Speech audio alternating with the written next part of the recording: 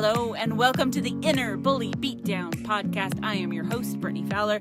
I am also the author of the book, Inner Bully Beatdown. I am also a breakthrough mentor and motivational speaker. So if you would like me to come speak to you, please visit my website at brittanyfowler.com. Enjoy this podcast. Hello. Oh my gosh. It is episode 5. We are already here, and I am so excited to be here with you today. Gosh, who had a fabulous weekend? I did. And I didn't do anything in particular that was super exciting, except for I got to spring clean my house. That always feels good. And we had a really great Sunday. We watched the movie Rudy. That is one of my top 10 favorite movies. That and Miracle, and Sound of Music, and and believe it or not, While You Were Sleeping is probably my favorite chick flick. Anyway, so yesterday we got to watch Rudy, and it gives me all the feel goods and all the cries, and I love it. Today's episode is going to be more about myself. If you are just jumping into the podcast and you know nothing about me, this is your opportunity to get to know me and why I created the Inner Bully Beatdown, and where that came from and the inspiration for that. So I grew up in a rocking family. I grew up in a family of 5 girls, so I tell everybody that I had 5 mothers because I had 4 sisters and my mother who were always telling me what to do. But growing up as the youngest, I had a unique opportunity to watch my sisters when they would do things good and when they would screw up. And so I kind of lived my life on this path that I never really got in too much trouble, and I was just able to thrive. And I was also spoiled. So, which is the best part about being the youngest. But growing up in that house was probably God's greatest gift to me, because I had a stable family, I was able to run to them for security, because in other parts of my life, I was being bullied. I was having fierce interactions with boys and girls who like to name call me, who like to tear me down, who like to see me cry. And I hated that. I would come home from school and rush into the arms of my mother and just weep, because I was finally in a place where I could. The worst thing you can do when you're being bullied, I swear, is cry, because you'll never live it down. So growing up, I was bullied because of my weight. I was bigger. I was first grade, I was 115, 120 pounds and not even 5 foot yet. So I was pretty wide. I was just bigger, and I was different. And I would wear clothes that were bright and colorful. And so it was I had this ginormous target on my back. Let's make fun of Brittany. And that's not to say that I didn't have friends, because I did. But it only takes 1 or 2 bullies to really ruin your day, ruin your grade or your childhood experiences, because the negative things are what we tend to remember the most. And those negative and traumatic or dramatic experiences create lasting effects. They create belief systems in your head that do not serve you. That's an inner bully. And they make you protect your heart. You build these walls up when you are being bullied so that nobody can hurt you. That's exactly what I did. I was tough. I was strong. I was this make-believe superhero that I could protect myself at all costs. And so it came to the point where 3rd, 4th, 5th grade, I would literally try and beat up the bullies that were bullying me verbally. I would get into fights with them. I would slap them across the face. There was one time when I was in 5th grade, and there was this boy in 6th grade, and he didn't like that I had told his girlfriend at the time that she couldn't play kickball with us because, hello, she wasn't out in time before we picked teams. That was the rule of recess. You had to be there before you pick teams, or you cannot play. Anyway, so I had told her she couldn't play, and he decided to pick on me and yell at me haha, look at Porky run, or, oh, you're so fat, blah, blah, blah, you can't play. And I I ignored him for a while, but it got to be too much. And I snapped and I chased him around the playground, and he slipped on some mud. I jumped on top of him and I started wailing on him, like hitting him as much as I possibly could. And because I was so irate, I was so sick of people beating up on me emotionally. And I had to stand up for myself. I got to the point where if I didn't stand up for myself, it would continue. Like if I kept turning the other cheek, it would just continue. And your cup can only hold so much before you have to fight back. And that was me, 4th, 5th, 6th grade. Like that was my MO. I was the tough girl, don't mess with me. And those people who did mess with me got a piece of my mind and sometimes a piece of my fist. I didn't always fight back, but I found that it was the quickest way to resolve a bullying issue was if I actually stood up for myself and they didn't want to mess with me anymore. However, that being said, I could never beat down the bullies within. When I was younger, I would look in the mirror and I would hate what I saw. I would avoid mirrors as much as I possibly could. I would always suck in my belly as I was looking in the mirror or trying on clothes, or I would constantly sneak into my sister's closets and pick out clothes that I thought maybe would fit and maybe would look good, because I just hated everything about my self-image. Everything. Like deep down inside, I knew that I was smart. I knew that I was loved. I knew that I did have friends. But there was this hatred for my self-image. And I would stare in the mirror sometimes and imagine what I would look like skinny. Like I would push back my cheeks and like lift up my neck fat and like suck in my belly or wrap it with saran wrap and then put on shirts and like imagine that I was my sisters, because my sisters were all thin. I even came up with this construct, like maybe mirrors lie. Like, what if this mirror is lying? Like, mirrors don't really show us who we are. And part of that is true. Mirrors don't show us who we are. They're merely a reflection of what we portray to the world. And sometimes those labels, those images, are not actually who we are inside. And little did I know it, I had stumbled upon this mentoring idea that you are not your labels. You are your identity. There's a difference between labels and identity. And it wasn't till a few years later where I realized I wasn't even the house I grew up in, or the clothes that I wore, or the car that I drove, or even my hobbies. Like I wasn't those things. I was Brittany, and I had to figure out what that meant. And the good that I can do is my identity. And the good that you can do is your identity. And as I went through this process of like trying to find things like that I was good at, I came across softball. Like I was a good player, but I worked at it. I wanted to get better. I had this dream when I was, not like dream while you're sleeping, but I had this goal, this vision, this dream that I wanted to play in the Olympics. And so as a softball player. And so my parents were fully supportive in that. My dad even created a team so I could play on it, like an accelerated league. I took private lessons. I did my 100 swings a day.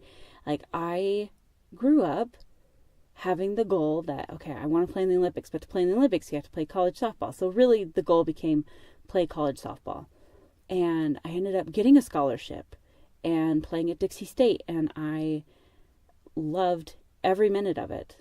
The family that I created with the girls that I played with and my coaches. And anyway, like softball is a huge part of my identity. And so like through this podcast, I'm going to bring in some like sports psychology, because it's 95% of everything I've learned and everything about my character and who I am came from the hard times and the good times of me playing sports.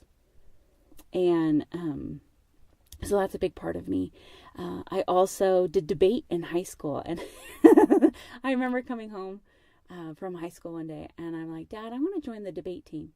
And he says, that's fine, as long as you don't debate when you come home. Like, leave it at school. And so I joined the debate team, and that was awesome, because that's where I learned that I have a knack for public speaking. I did oratory as an event, and I kicked butt. Like, I took second in state one year. I was able to qualify for nationals and travel back to Georgia one year. We went out of state for competitions, and I would place. Like, nobody in our high school had ever placed in out-of-state competitions before. And I loved it. Like, oratory is a 10-minute speech that's persuasive, and you get up and you do it over and over and over and over and over again. And so I realized that that's a gift of mine. And from that moment on, like, the goal was to always be a motivational speaker. And then I went to college, and I got a communications degree. And then one thing, like, solidified that dream. And I worked at a girls' home for troubled youth, for troubled girls in particular. And it was the most fulfilling job I have ever had. And it's because I could see the progress that these girls made from my mentoring, but also from, like, the program itself.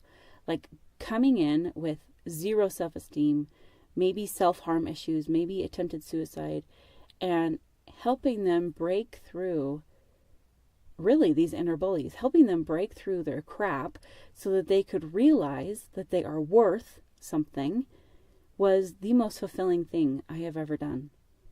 And so from there, it was the recession, like 2008, 2009, and I had just graduated college, and I could not find a corporate job. And anyway, so me and my husband, we moved to San Diego, and I took the first job that I could find, because that's just what you did. Because during that time, you would go to group interviews, and there'd be 90 people for one position. Like, it was just insane. Like, and so I got roped into the finance world, which I hated. Like, I hated it because A, it's not creative. B, it's numbers. C, I got to work with people a little bit, but nothing about that job was fulfilling. And the best thing happened to me, that could have happened to me, is that a couple years into it, I realized that I need to start on the side living this dream of motivational speaking. Because if I don't, I'm going to turn 50, and I am going to regret every moment that I ever spent at work, because I'm never going forward on my dreams. Like, I want to live my life. Like, I can have little regrets, right? Everybody's going to have little regrets growing up, but I cannot regret not going after my one huge dream of being a motivational speaker. And anyway, so that's how I got roped into, like, starting to speak and having these topics that didn't really mean anything. They were just fluff. You go listen to speakers and you're like, oh, that was all fluff, like, no good stuff there. So I began to really dig deep and try and understand, what is my message? What was my mess that I went through, and how did I overcome it, and how can I teach that to others? And it really came down to my unique experiences of being bullied and overcoming them, and overcoming the hatred that I had for myself, and embracing courage, embracing confidence, and choosing to live my dreams. That is most inspiring. When I teach about that and when I speak about that, I feel like this is my message for right now. Like, it's just, I love sharing my story. I love helping others through their crap. I love being a breakthrough mentor. I feel like I have these gifts to be able to help you identify your inner bullies, and help you to see the crap, see the clear water through the crap, and, like, get onto the path that helps you get to where you're wanting to go. Because sometimes we're just sitting in the mud and not doing anything except for trying to get out, and we keep doing the same things over and over, and we just need somebody to come pull us out of the mud pit so we can move forward. And that's when I created the Inner Bully Beatdown System. I wrote my book 9 months pregnant. I was like, I have to do it. I have to write this book before the baby comes, because after you have, baby, it's like 6 months of what did you say? Like this fog, new mom fog. And so I wrote my book while I was 9 months pregnant. I self-published, and ever since then I've been working at, okay, how can I make the biggest impact? How can I make the biggest difference in other people's lives? And I kept coming across this intuition that you should do a podcast along with all your other stuff. And I'm like, I don't have time for a podcast. Who has time for a podcast? Like once a week, every week. And I kept pushing it off. But when I get these nudges, when I get this intuition and this inspiration, my higher power has to be patient with me, because I like to push it away. Be like, yeah, okay, that's a good idea, but I'm going to do this instead. And it wasn't until I was on a Marco Polo group with my friends, and they were like, Brittany, the world needs to be Brittany'd. Like, you need to have a podcast. And so if you didn't know, like, Brittany is my name, but Brittany is also a verb. Like when I mentor, you're being Brittany'd. So my bully busters out there, welcome to being Brittany'd. I was like, fine, I'll do it. And they kept me accountable, and here we are. Here we are with the podcast. And of course I do much more with public speaking and being an influencer, but I'm learning and growing and working at it as much as I possibly can with being a young mom. And even though I say young, that was like really weird to say young, because I'm like 33, which seems so old. But then I think about it, I'm like, well, I'm not in my 40s yet. And I'm sure when I'm in my 40s, I'll be like, I don't want to be old. Anyway. But if you're in a place where you're being bullied, either by others or by yourself, I want to let you know that there's hope. I 100% believe that we can never eradicate bullying. It's never going to happen. It's a nice thought. It's a nice notion. But so is world peace, and so is ending hunger. And there are things we can do to improve it, but it's never going to go away. And you're never going to be able to protect your kids from bullies as well, physically. But you can help yourselves and help your children learn the tools necessary to overcome their inner bullies. After they have a traumatic experience or a dramatic experience, how are they going to handle that? Do they have the tools in their arsenal to be able to not only cope, which is good, like that's a therapy word, like help you cope with the anxiety or cope with the negative feelings, but move past it. It's almost like my goal is to help you be resilient. And I love trees as the ultimate example of being resilient. Trees, they're strong. They have a firm base. They have strong roots. And if they are healthy, right, their roots are growing, and they actually cling to other tree roots. And so they have the support. And so when the winds come, it blows them back and forth, but then they always manage to come back to center. And when the winds come, when the bullies come, when the traumatic experiences come, it's going to shake you. They're going to blow you back and forth, and you might feel like you're going to crack, and you might feel like you're going to tip over, and you might be at your wit's end. But if you can learn these tools that are going to help you to overcome and say, I'm not going to be pushed around anymore. I am going to choose to be resilient. Right? If we can fill your toolbox with these tools to help you be resilient, then I've done my job. Because this world is only going to get more chaotic as time goes on. It's only going to become more susceptible to bullying, because we all have an opinion, and it seems to be spewed all over the internet and the news and everywhere where we look. And I'm going to choose to be a healthy influence in your life. So I hope you stick with me. That is my story of the inner bully beatdown and kind of how it came to be. And I just want you to know that you are loved. You are special. You are of value to me.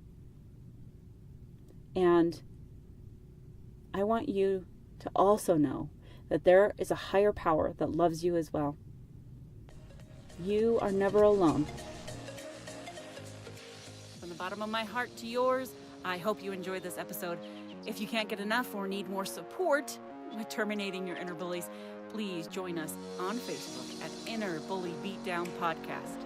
We hope to see you there. Have a great day.